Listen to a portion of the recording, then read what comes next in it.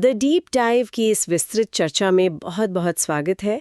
मैं आज की इस चर्चा को लेकर काफ़ी उत्साहित हूँ क्योंकि आज का जो विषय है वो भारतीय राजनीति के सबसे चर्चित चेहरों में से एक राहुल गांधी के राजनीतिक और जीवनी संबंधी विश्लेषण पर केंद्रित है।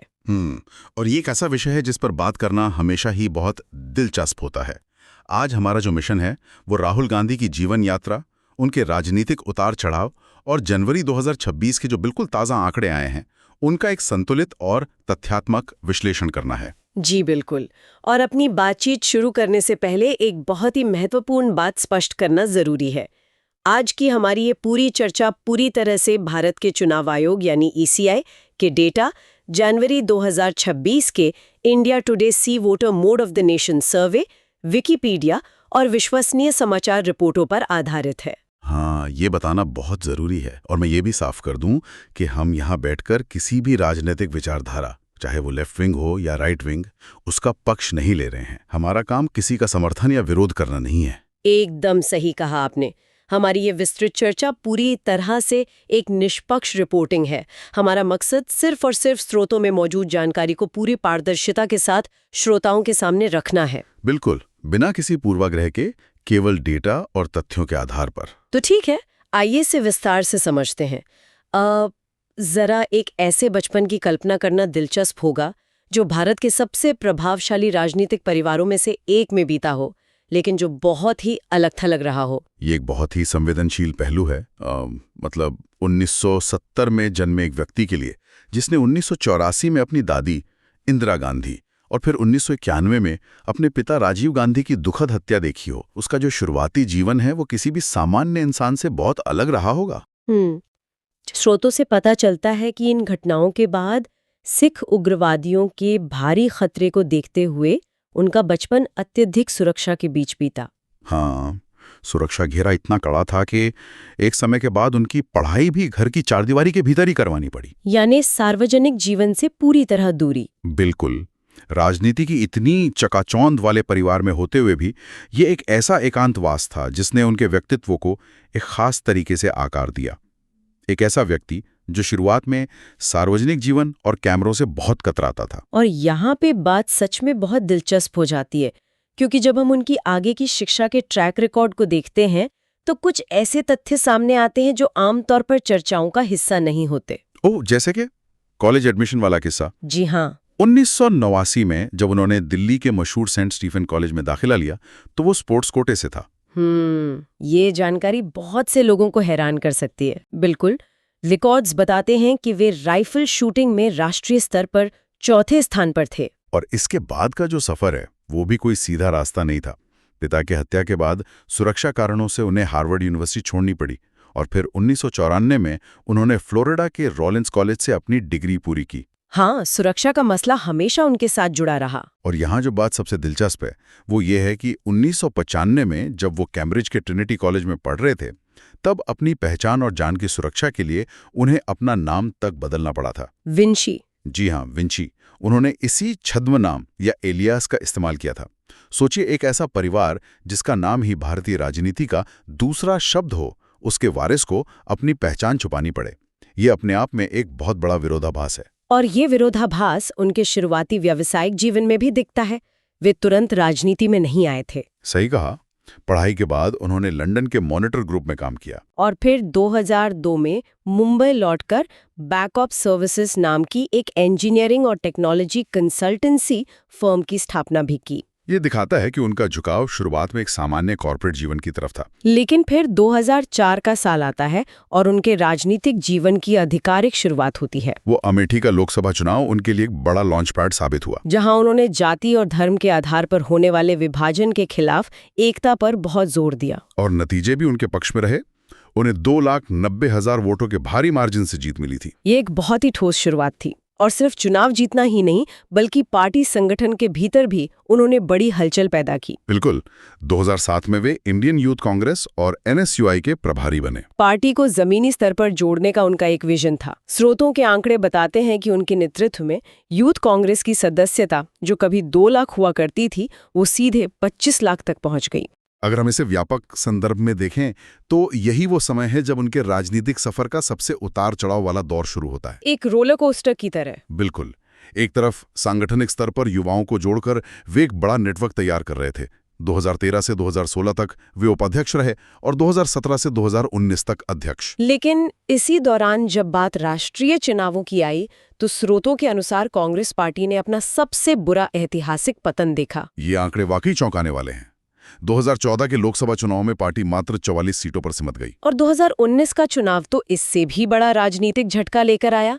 पार्टी सिर्फ 52 सीटें ही जीत पाई। और सबसे बड़ा झटका ये था कि राहुल गांधी अपनी पारिवारिक सीट अमेठी से हार गए। स्मृति ईरानी से 55,120 वोटों से हारना ये सच में एक बड़ा डैमेज था। हालांकि उसी चुनाव में वे केरल के वायनाड से 4,30,000 वोटों के भारी अंतर से जीते जरूर थे, लेकिन अमेठी हारने का जो प्रतीकात्मक असर था वो बहुत गहरा था। संगठन में 25 लाख युवाओं को जोड़ लेना एक बात है, लेकिन जमीन पर राष्ट्रीय चुनाव हारना ये एक बड़ा विरोधाभास खड़ा करता था। बिल्कुल। इन लगातार हारों ने उनके राजनीतिक कौशल पर गंभीर सवाल खड़े कर दिए। आलोचकों को ये कहने का मौका मिल गया कि वे एक फेल नेता हैं। और ये बात सिर्फ चुनावी हार तक सीमित नहीं रही। इसी दौर में कानूनी और राजनीतिक विवादों ने भी उन्हें घेरना शुरू कर दिया। स्रोतों में उनके कई बड़े मुकदमों और विवादों का विस्तार से जिक्र है। शुरुआत होती है 2014 के नेशनल हेराल्ड केस से। हाँ, हालांकि ये जानना महत्वपूर्ण है कि 2020 में सबूतों के अभाव में इस मामले को खारिज कर दिया गया था। लेकिन ये विवादों का सिलसिला रुका नहीं। सबसे बड़ा बवाल 2019 के उस मानहानि केस में हुआ। वो बयान जिसमें उन्होंने कहा था कि सभी चोरों के नाम में मोदी क्यों है, जिसके कारण 2023 में सूरत कोर्ट से उन्हें 2 साल की सजा मिली और उनकी लोकसभा सदस्यता रद्द कर दी गई। राजनीति में एक धारणा बन गई कि शायद उनका करियर अब खत्म हो सकता है। हालांकि बाद में सुप्रीम कोर्ट ने उस सजा पर स्टे दे दिया था। और अगर हम बिल्कुल ताज़ा विवाद की बात करें तो 2025 का एक मुद्दा स्रोतों में दर्ज है, जहां उन्होंने मतदाता सूचियों में वोट चोरी का बड़ा आरोप लगाया था। हाँ, खास तौर पर कर्नाटका के महादेवपुरा में डुप्लीकेट वोटों का मुद्दा उठाया गया, जिसके लिए राहुल गांधी ने भारी प्रदर्शन भी किए थे। तो एक नेता इतने सारे विवादों और कानूनी लड़ाइयों के बीच अपनी छवि को कैसे मैनेज करता है? देखिए, यद्यपि इनमें से किसी भी मामले में उन पर स्थायी दोष सिद्ध नहीं हुआ है, लेकिन आलोचकों ने इन विवादों को एक हथियार की तरह इस्तेमाल किया, ये साबित करने के लिए कि वे असंगत हैं या उनमें राजनीतिक अहंकार है। बिल्कुल, विपक्ष ने यही नैरेटिव गढ़ा। वहीं दूसरी तरफ उनके समर्थकों का नजरिया बिल्कुल अलग था। उन्होंने इसे पूरी तरह से राजनीतिक प्रतिशोध माना। तो इस सब का मतलब क्या है? क्या एक नेता केवल विवादों, कानूनी लड़ाइयों और चुनावी हार के बोझ तले दब जाता है? वापसी करना कैसे संभव होता है? इसका जवाब हमें 2024 के लोकसभा चुनाव के आंकड़ों में मिलता है।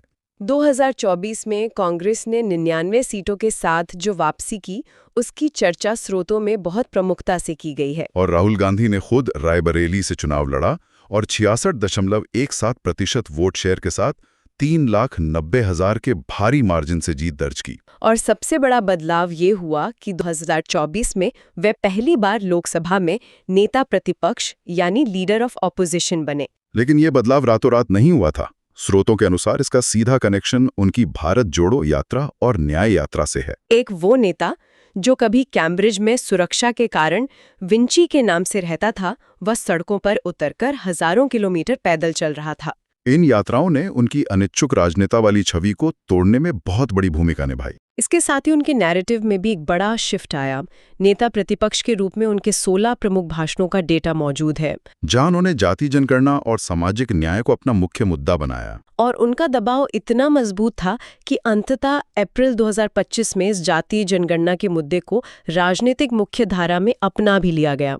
ये एक बहुत बड़ा रणनीतिक बदलाव था। अब बात करते हैं जनवरी 2026 के बिल्कुल latest mood off the nation सर्वे की, क्योंकि यही वो डेटा है जो हमें आज की जमीनी हकीकत बताता है। सर्वे के आंकड़े कहते हैं कि प्रधानमंत्री की पसंद के रूप में नरेंद्र मोदी 55% पर है, जबकि राहुल गांधी 27% पर हैं। 55 और 27, ये अंतर बहुत बड़ा है। एक बहुत बड़ी चुनौती है ये। बिल्कुल, लेकिन स्रोत ये भी बताते हैं कि अगस्त 2025 से जनवरी 2026 के बीच राहुल गांधी की लोकप्रियता में 2% की वृद्धि हुई है। और नेता प्रतिपक्ष के रूप में उन्हें 44% अच्छा या उत्कृष्ट रेटिंग मिली है। ये एक अहम आंकड़ा है।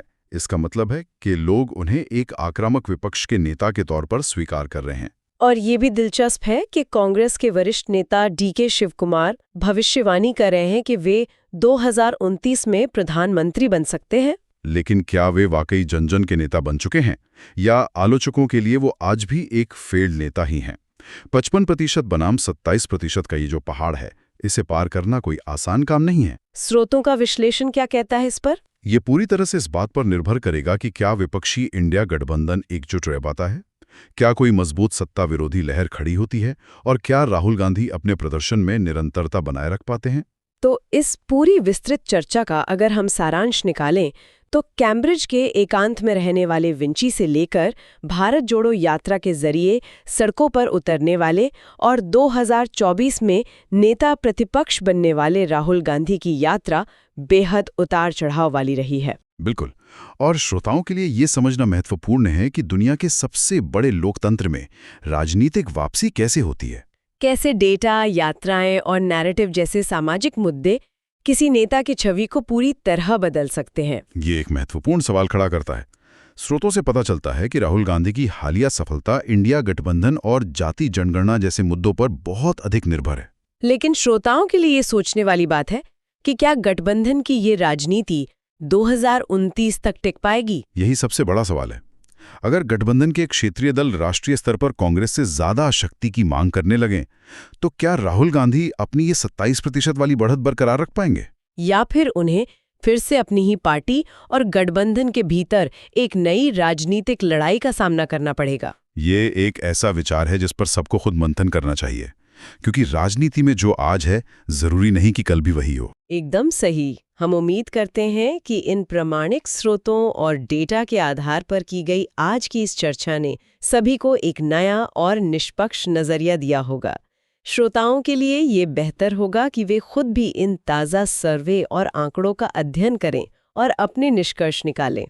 आज की इस विस्तृत चर्चा में हमारे साथ जुड़ने के लिए बहुत बहुत धन्यवाद। धन्यवाद। मिलते हैं द डीप डाइव के अगले अंक में। तब तक कुछ नया सीखते रहिए और अपनी खोजबीन जारी रखिए। अलविदा।